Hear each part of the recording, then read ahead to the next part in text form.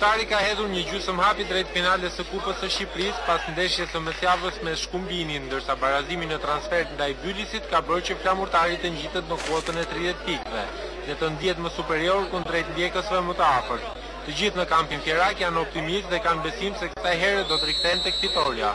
Të parë që rrezikojnë portën janë vlonjatët, por më pas është kroati Bërkić që rrezikon portën e Moçkës, por ky i fundit është tepër i vëmendshëm në mbrojtjen e portës.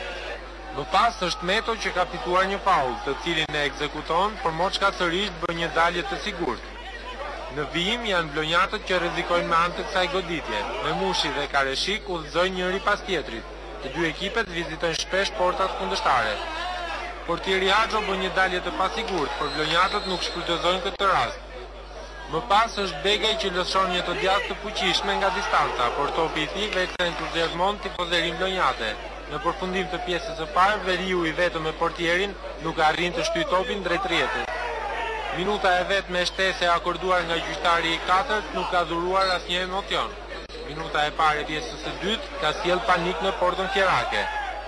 Më pas është Alvish që bëhet protagonisti i këtij rasti të humbur. Në vijim është sërish Alvish që shërben për Begajn, por ky i fundit nuk arrin të kalojë në epërsi vlonjatët.